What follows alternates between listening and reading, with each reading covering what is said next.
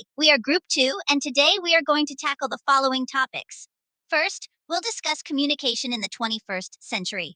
Please take note of the questions and activities that will be provided during the discussion, as a token of appreciation will be given to those who actively participate.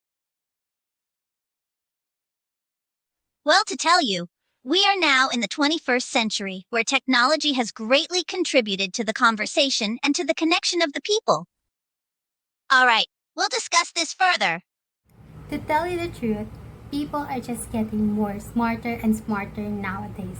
As the world evolves, geniuses are making their ways to make our lives more easy, convenient, and accessible to everyone. And this includes our interaction, relationship, and communication with other people.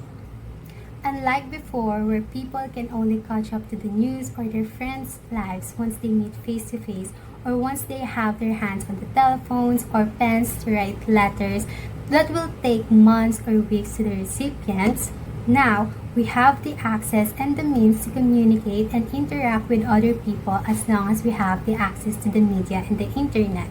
It is because we are now in the communication age. Now, what is a communication age? Communication age is an age where technology, media, and communication converge and make the communication everywhere and accessible for everyone. This includes the usage of internet and media, and this means that the mediated conversation and the face-to-face conversation are interlapping with each other. To give you more an idea, if friend number 1 talks to friend number 2 through messages and through phone calls, talking about how she is feeling today, they are going for hours talking about her feelings, talking about her emotions. Now, once they meet face to face, there is an instance that they are still going to talk about the feelings of friend number 1. And that is an example of interlapping conversation. Now, another question. Have you ever had an encounter with a friend who are literally with you but they are mentally absent because they are too focused on their smartphones, maybe talking to different friends while they are talking with you?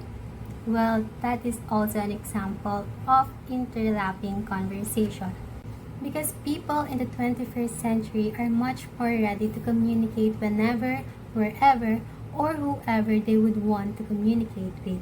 And this includes that having much more channels to use to have a conversation with someone. Whether it is a good way where you and your friend can talk to over and over again, interconnecting with each other using different channels, or in a bad way where your friends are neglecting your presence and talking to other people through their phones, that just concludes that we are in a blended way of communicating. Now, I'm going to ask you another question. Where do you usually go when you are seeking for information or for entertainment? Write down your answers because we are now going to talk about the mass media and the social media. For its term mass media is a various platforms used by the professionals to share information to the vast amount of people in general. There are different types of mass media. Print media, which are the newspaper and magazine. Broadcast media, which are the radio and television. Digital media, which is a website. And outdoor media, which are the billboards, signage, and posters. As it was said earlier, mass media is used by the professionals intending to share the information to the vast amount of people. However, since this is a professional information shared, this could mean that the information that was shared are controlled, edited, and limited.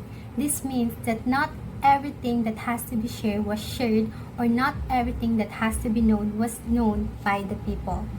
This also means that the audience of mass media are passive audience, meaning the audience can give a direct feedback to the sender of the information.